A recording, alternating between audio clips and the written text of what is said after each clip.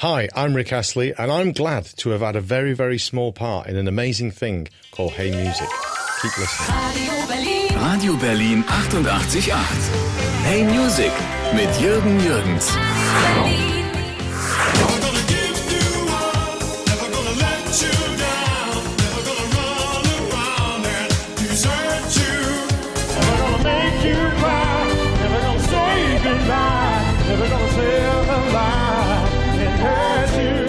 It's really nice to have you here because one of my heroes of the 80s is back. In those times, it was not really cool to be a fan or to like music like this. But it really was very successful over those years. And it was big fun to listen to and to dance to it. What was your opinion when to be a star in this area? Yeah, it was times were different, obviously, because I think the 80s had a lot of great pop stars. If you look back to people like Duran Duran, maybe the Eurythmics, I mean, so many different artists who invented the way of doing things in terms of like video was so massively popular and so important. And I think we had like real pop stars in the 80s. We've still got some good pop stars now, but I think pop was king. I don't think there was anything to challenge like pop music, really. There was obviously a lot of rock and, you know, we'd had punk in the 70s. There was lots of different styles of music, of course, but pop was massive, I think, in the 80s. And I think the song was really, really big in the 80s. Mm-hmm. Being able to sing along with the melody as opposed to the track being more important. And also I think we had, like I say, because of the video, we had a lot of things happen in the 80s that we hadn't really happened before. There was like a mini movie for every song. And obviously people like Duran Duran took that to, you know, huge big videos. So for me to come at the end of the 80s, it had been quite a special decade, I think. There'd been a lot of new things. You know, MTV was so important back then, you know what I mean? Now, I don't know anybody who watches MTV for music anyway. They watch it for programs, but not music. And so I think it was a special decade, really. And I think, obviously, the Stock-Aitken-Waterman part of that, yeah, some of their records did sound a bit too similar than some of the other records. But, you know, that's what they were trying to do. They were trying to make this, they were trying to create a sound and the artist just fitted into that sound. But I do think the 80s did create some amazing music, so it was kind of nice to be part of that, I think, yeah. They have been the masters for another guy here in Germany, Dieter Bohlen, who did Modern Talking. Right, okay. So, yeah. Everything fits together. Yeah. I got angels on my side. I got angels flying high. Everything gonna be alright. 'Cause I got angels on my side. Stock-Aitken-Waterman, are they or have they been angels as well? Because it's funny. the song, and yeah. in this song you said that there have been angels around, and it's not religious, as I heard. No, it's not religious. No, it's more in a sense of the people, the human beings who've actually been there for me. Right back to childhood, I've got 2 older brothers and an older sister, and I think they were really important. And my sister, especially in terms of introducing me into music and stuff, and playing records and taking me to concerts. First gig I went to, I was 10 years old. I went to see Supertramp. And I don't think there were many other 10-year-olds in the audience. Do you know what I mean? But my sister took me, and that was like that was just an amazing thing. You know what I mean? To go to concerts at that age and just try and take all of that in. But all through my career as well, definitely I had people, because I'm still here, I'm still sane, and I didn't lose. I made some really good money in the 80s, and I didn't lose all of that. And I think a lot of artists, if they've got bad managers, or maybe even somebody who's actually evil around them, do you know what I mean? They're there for different reasons, you know what I mean? And I think I've always had good people around me. I've never thought about the Stock-Aitken-Waterman thing with the Angels, actually. That's a good one. I don't know. I saw Pete Waterman recently. I've seen him. He came to one of the shows that I did in the UK recently to promote this record. And it's always nice to see him because he gave me my break. You know, that's how it all started. The other 2 guys, Matt and Mike, I haven't seen them for a long time. But But in a way, I also think I got lucky because I got into their building and into that world very early. Like I was there way before we made Never Gonna Give You Up. And I did actually make tea and got the sandwiches and just ran around doing things. I did all of that. Even though they'd signed me to make a record, I actually, I ended up doing a lot of that. But it was great because it was the beginning. Did not throw you into the whole business from one second to the next. Exactly, but also it was also their thing was brand new. What they were doing when they took over that building, it was a bit of a mess. And like they had offices in like crazy rooms down some small corridor, and there was different things going on, and and it was you had a sense in that building. There was a lot of young people around my age in there, and you had a sense that like it was the beginning of something, and it was great to be sort of part of that in the beginning. So. And in the beginning, you have been very shy, they say. Yeah, I think all it was. I think there were two things. I think my first record just went mad. It went crazy. And it took me a while to actually just adjust to what was going on. So when you go from never being on TV to being on TV every single day of your life, sometimes live TV, and very often like really big shows, that's a bit weird. And you look back at yourself on camera later, and you look back and you just sort of think, did I really say that? Did I really say that? And I think that makes you more conscious. So you become very self-conscious next time you go on TV. So I started to say less. And also I think the other thing was that Stock-Aitken-Waterman were a big name. They were a big deal, and people wanted to talk a lot about them, because they had Kylie Minogue, obviously, at that time as well, and Jason Donovan. But before that, they'd had Bananarama, Mel and Kim, Dead or Alive, lots and lots of big records. So people wanted to talk a lot about them. And I didn't really, other than hanging out and making tea and being in the studio, I didn't really know much about them. I didn't really know what to say, if you know what I mean. So in a lot of ways, I think I became a bit more quiet. I became more conscious of not saying too much, I think. So that probably came across as me being shy. I know what you're talking about. When I started here a little less than 50 years, I was standing in the door, and so many well-known people were running around, and I didn't speak to him because I was not introduced to them. And afterwards he said, "What are you doing? Why don't you speak to them?" So but it's a new world, isn't it? And you kind of. It's easy to think, oh, well, I'll just jump right in, you know what I mean? But maybe that's a different personality than mine. And I think mine was... And also I'd spent quite a lot of time listening. I'd been in their building for quite a long time, and I'd been going down to the pub every night with them. Good idea. I wasn't really a partner, if you know what I mean. I was a kid.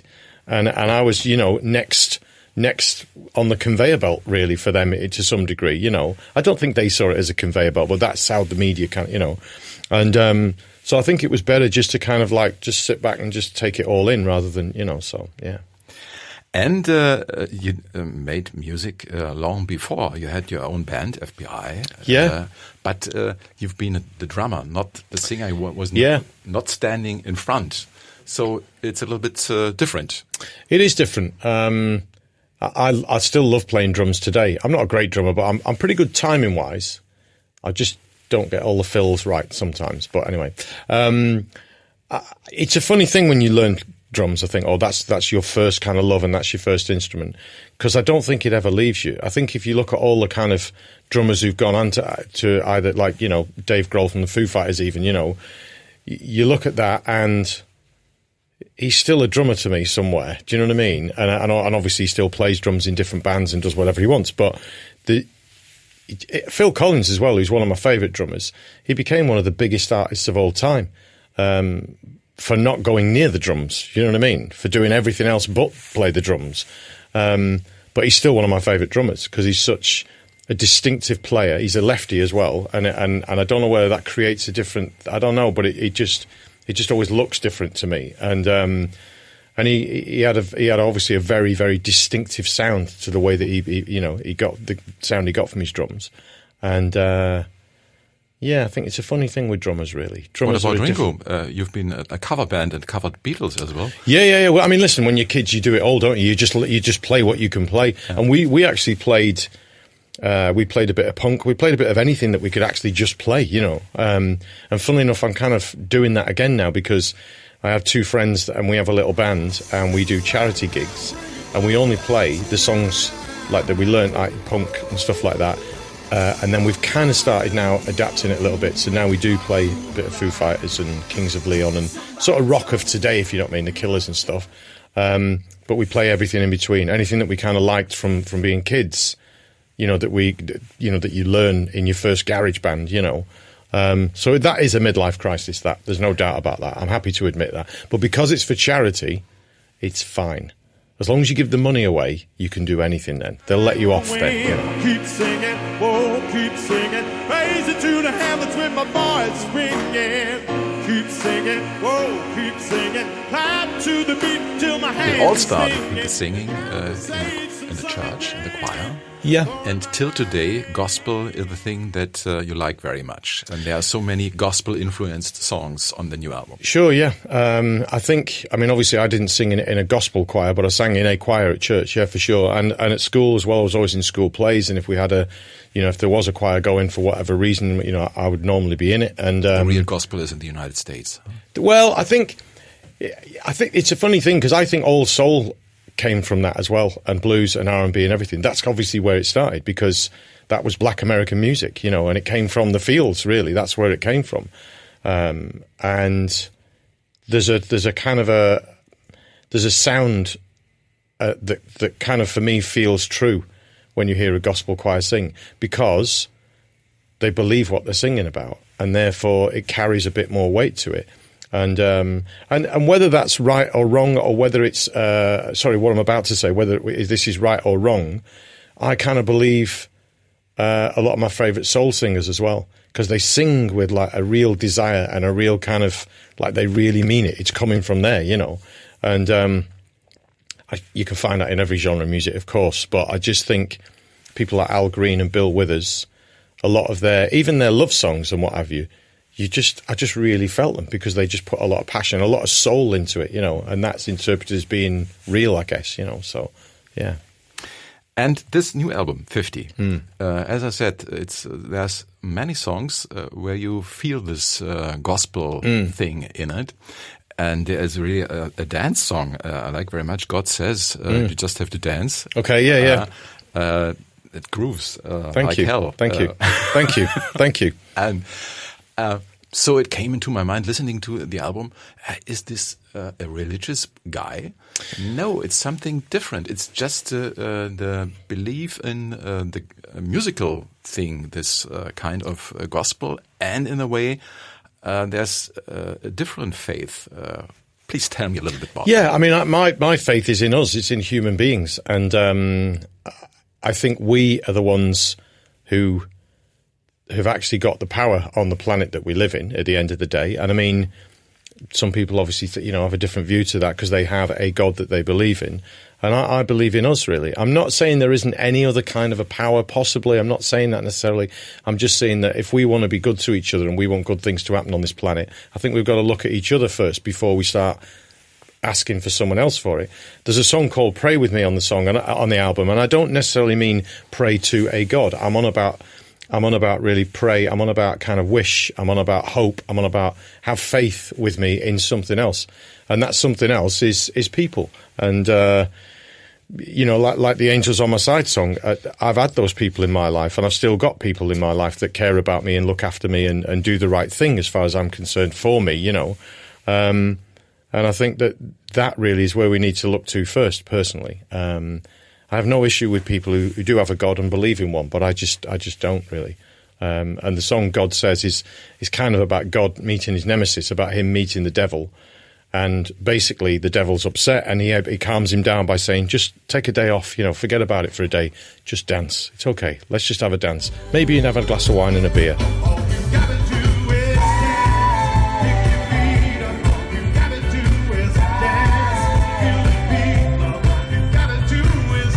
More in the direction of blasphemy? Well, it probably is.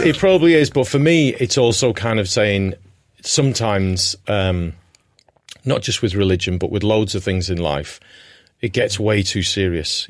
Some things need to be taken seriously and some things need to be dealt with seriously. I'm fully aware of that, but not everything. And the way sometimes you can watch the news sometimes and you just sort of think, oh my God, is there anything positive happening? Is there one single positive thing happening in the world?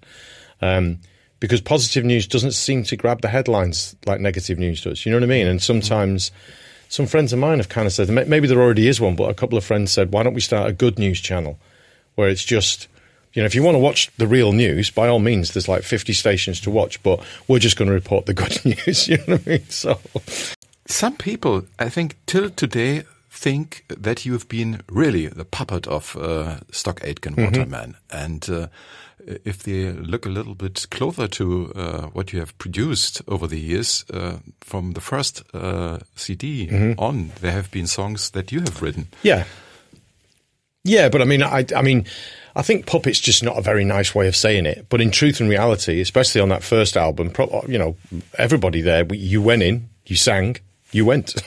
You know, you didn't get involved in the writing, the producing, the what of your own record, really. I was really lucky. I got 4 songs on there. I mean, some of the artists that they worked with did that. Bananarama did that a bit, but I was just lucky that 4 songs ended up on that first album, and I think I had a couple more than that on the second, and I got a couple of singles. But simply because Pete Waterman wanted to sign me to a major label, so he invited RCA to come and have a talk about it, and they talked about it, and this guy called Peter Robinson said, well, I'd like to hear Rick sing. I actually want him to stand in front of me and sing, you know, I want to, you know, and because I probably looked about 11 years old but didn't really sound like that, I think, and but we hadn't really recorded anything, so Pete said, look, go home, get some of your demos and come back, or maybe I said it, I can't remember, but I went home, I took the vocal off my demos, I brought that back, and there was no intention of me ever writing songs in that building. That wasn't the idea. And I sang the songs for him, and he said, I like the songs. And Pete Waterman said, he's a fantastic songwriter. And that's how I got, you know. So, and that was a bit strange, if I'm honest, because that wasn't what they were about, really. Excuse me. That wasn't what, you know, they did. You know, they wrote the songs. That was their deal. And to be honest, it's kind of why I left in the end, really, because I wrote a song called She Wants to Dance With Me, and Pete loved it. And he kind of just said, this is Rick's next single. He just said, I've got Rick's next song. And in a way, that kind of started a whole snowball, because then he had to go next door and say to Stock and Aitken, Rick's written his next song. And that, you know, how do you do that? We're all human beings. Yeah. And it's like, and that's not what they did. That wasn't, you know, so that was a bit awkward, really. And in a way, if I hadn't actually ever written any songs, I might have stayed with them longer and done more records with them. But I think at that point, the cat was out of the bag. It's like, well, I've written a song. It's going to be, a single. And luckily, you know, we had a top 10 around the world, in America and different places in the UK and stuff. So that was it. I was now a songwriter. I could write hit songs. And whether that's true or not, it doesn't matter. I'd done it. So all of a sudden, like, that's, I don't know. It just changed a lot of things, really. And just one of those things. But it's history anyway, you know. The funny thing is that when you have been young, singing these hits, your voice was darker than today.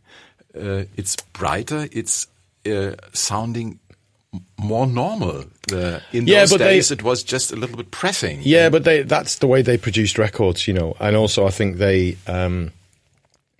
like I say, they had a sound that they were going for. And the idea was to drop you into their sound. So if it was Kylie Minogue or it was me. And the best proof of this, I don't know whether you've ever heard this, but if you slow I Should Be So Lucky down from like what would have been 45 to 33, it sounds like me. And what that says to me is there are certain frequencies with the microphone they used and the compressors, and there was a certain thing that they were doing that had some certain, there must have been something going on there in terms of the way that was engineered and stuff. Maybe a real engineer can tell me that's rubbish, but for me there was some, when I heard that the first time I thought, wow, it does sound like me. I kind of thought, wow, that is really strange.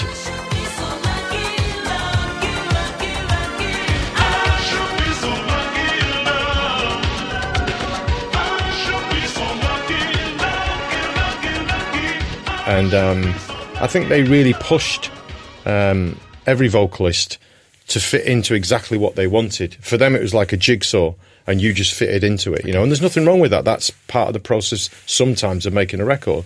But today, I just sing the way I just want to sing naturally, and that just happens, you know. So that's what I just wanted to say. Yeah, that it's really more naturally than it was in those times. Yes, exactly. And this shy guy is really an entertainer on stage today. Yeah. I've seen parts of a big show that was in a really big venue. Okay. Is this in Chile, was it recently? Yeah. Maybe? Yeah. And you're just flirting with the girls on stage and with the audience and things like this.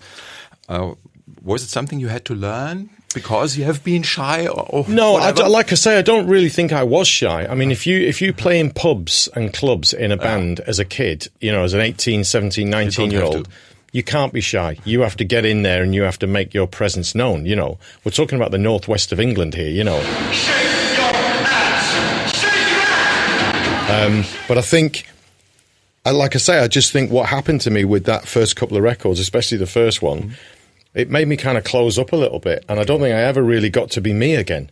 And also I think, you arrive in a country, in those days especially, and everything's been written about you already. They've all decided who you are and what you are. You know what I mean? And then there's part of me going, oh, you know what? If you think that's what I am, if you think I'm shy and I'm the boy next door and that your daughter should marry me, then fine. Let's just leave it with that. I'm not going to fight anybody, And the girls still today try to marry you. They're really big fans, even in the internet, because of things like Rick rolling, a very special thing that happened. Yeah, crazy. I did not understand really what it is, but everything that is seen has something to do with you, and in the end, they have to watch. Kind of, yeah. It's the way I explain it is that you get sent a link in an email. You open it thinking it's going to be a video of something, and then halfway through the video, or 10 seconds in, you get me singing "Never Gonna Give You Up," and it's kind of, it could be about anything. It could be any link. It could be any, it could be like, watching a football thing, the Euros or whatever, or anything. All of a sudden, you get me instead, and that is kind of the fun joke part of it. But it's been going on a long time, so I don't think there's much fun and joke in it for a lot of people. And they voted you for the best singer ever on MTV. Yeah, it was called best live performer ever or something. But again, that was MTV thinking they were being funny and ironic, to put me in that category with U2, because obviously you two need to learn a lot from me, because they don't know much about playing live. You're so right. Yeah, and so I just think it was funny then that the public actually thought, okay, you've put him in the category, well, we'll vote for him then, you know what I mean? So I think the main thing you have to learn when you're a pop star and a young pop star having really fans in this area, to learn to laugh about yourself. Because there are so many who tell you nonsense, and you have to live with it. I think as well, it's totally understandable. If you go from being totally unknown and kind of like, you've been making demos in your bedroom and what have you, to being one of the biggest stars in the world in 6 months, which is what happens to people, and it kind of happened to me, I guess, really. It's totally understandable that it's going to mess with your head. And you're going to, like I say, if you haven't got, I've called them angels, if you haven't got a few people around you who are kind of there to sort of put you right every now and again, and maybe put you in situations, put you in situations sometimes where you suddenly realise, I'm a human being and other human beings around me need to be treated with respect to, you know what I mean? It's kind of understandable, I think, that it happens. You see it with a lot of the footballers, I think, because a lot of them are taken, I don't know, what age, 10, 12, whatever they are, and then they're nurtured and they're kind of, given a certain set of rules to live by, if you like. But they all know that if they've been chosen by one of the big teams, that superstardom and money and all the rest of it, you know what I mean? It's like this train that they're on. And if they get it, I don't know, it's just like they've never really learnt sometimes to grow up, you know what I mean? And I didn't, I didn't really have that many experiences that were actually that helped kind of form me as a human being. I don't think I needed to get out of music to do that. I think, you know what I mean. So, and there is a Danish girl that helps you over the years. Absolutely, yeah. She's Lena and I have been together now for a very long time, and we've only been married for 3 years actually, but we've lived together for years and years, and we have a 24-year-old daughter, and she's been amazing. She actually manages me now as well, so that's kind of a bit different, but it's good. It's I think it's hard for couples sometimes to work together, but we actually have quite a lot of time apart as well, and she produces movies as well, so she kind of, she's had a lot of time where she's been travelling abroad and stuff, and so I think that's always helped really, that, we've actually had some time apart so that when we are together, and also we get to do some pretty amazing things, there's certain places that we get to travel to because of what I do that you wouldn't experience that in any other life really, I don't think, so we very, very, very often sit somewhere and kind of say, aren't we lucky? And we actually mean it. It's not like, I'm not just saying this because I'm talking to you. It's, we kind of think, wow, after all these years, and here we are back in, could be anywhere, but we were on a beach in Mexico, for instance, when I was doing some shows there, and you kind of think, okay, at what point is this supposed to be hard work? At what point is this supposed to be a real job? Is this, you know what I mean? And I think the way I've always viewed it, and I think she's the same, is that if I've ever been paid to do something with music, it's not the singing or the music, it's the hanging around and the travelling. That's what I get paid for. And, because the music side of it, I've always really loved, really. It's just, it's the hanging about, I think, yeah. Why don't I hear the cry? One more. Go ahead. Why don't I see a cry? And there is another thank you in the credits for the girls in the choir. There was no other male guy. Is it all you together with them? On most of the songs, yeah. There's one song where a friend of mine sang a bit, but that was just because he was over. This choir sounds very close. Yeah, but we to be honest, the main girl that I work with all the time and does all the live gigs with me, always, is a girl called Dawn Joseph, and she is amazing. She's got an amazing voice anyway, but she's also great in terms of the harmonies, and also it's that thing about understanding what's needed. A lot of people can sing great. It's like where you put it, you know what I mean? How much of it you use, and sometimes to say, we shouldn't have anything there, it's too much. And I think between myself and Dawn and Annabelle, the other girl who sang, it was we just had a fun with certain songs, kind of doing that and kind of making up the different parts and stuff. And I really enjoy that. And to be honest, the idea of actually using a choir, I did think about that and doing it with a full choir and just doing it in a take. And I've done that a few times, and I've done a bit of film music where we worked with a choir. And also I had a song called Cry for Help, which had an amazing choir on it over in the States. When it works, it's amazing. When it isn't absolutely perfect, it's the biggest regret the day after, because you've kind of used up the time, you've used up the day, they've gone. And it's like, we've got this little bit that we'd really love to just change that word or change the way this is or whatever. When it's only 2 or 3 of you, that's not a problem. You can do it. When it's a choir, it's like, it's on the day and that's it. And also it's a money thing as well, to be honest. It's kind of, but it's that thing of actually being able to have a bit of control. And I think, like I say, I played every instrument on the record, and it's got its limitations because of that, because I'm not an amazing instrumentalist, but I can play a bit. But I think also I've got the control of everything. I can kind of say, look, that's going, or I'm going to do this a bit more, or you know what, I'm going to redo that. I just feel better about this morning, I'm going to replay it. And I think everything on the record I've been able to do that with.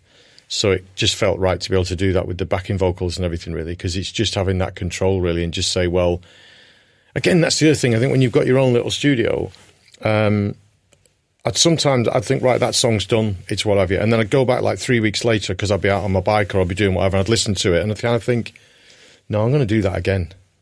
And there's no pressure because it's like there isn't a clock ticking. It's not about money or anything like that. I just go do it again, you know what I mean? So that's been one of the most enjoyable things, really. It's been totally chilled and really relaxed in the way I've made the record. So yeah, I'm totally with you because I'm doing so many things on my own. Yeah. Sometimes I hate it. Okay.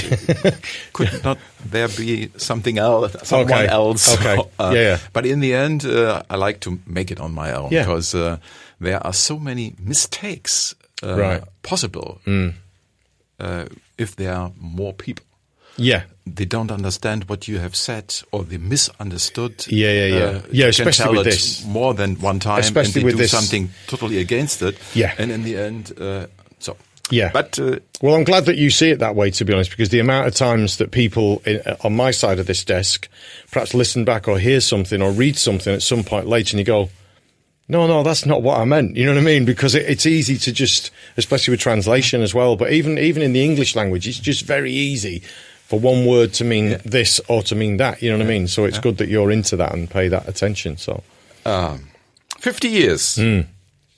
So having an album out and telling us that you're 50, that means you don't have a problem with it. No, I'm all good with that. Yeah. I think I see it more like a little bit of a celebration of it, really. We didn't have a big birthday party. We did something very nice. We were actually, I had, like I said, I had gigs in Mexico and also in Chile. So before we went down there, we went to Miami, and our daughter came and her boyfriend. So we had 3 nights in Miami. And on my and it's her birthday the day before. So we had her birthday in Miami, and my birthday we drove down to the Florida Keys. So that was okay. That was a good day. Cocktail on the beach. That was good. But we didn't have like a big party, and I might do that at some point later in the year. I just kind of wanted to focus on this, I think, really, and actually kind of, I don't know, just for me that it's not a statement. It's just kind of saying, rather than hiding away and going, oh, I'm actually 48. Honestly, I'm very happy to say I'm 50. I don't think it's maybe when I was a kid, people at 50 looked 50, you know what I mean, and behaved like they were 50, and it's like, oh, I'm getting old. People don't do that anymore. People just live the way they want to live, and their age is, as long as they're healthy, their age has got nothing to do with it, So, and I think that is healthy, and that's what's keeping people healthier and longer living, I think, so. And it's a really good piece of adult pop music. Thank you. Thank you. So you don't have to be ashamed or whatever. So thank you. Be proud of it. Yeah, I am. Yes. Thank you for having you here. Great. The song now started in my show. It's called Hey Music. Okay. And it went into the top 10. Great. There are 20 positions. Brilliant. And hopefully your fans will be active in the future, because tell them they have to listen next.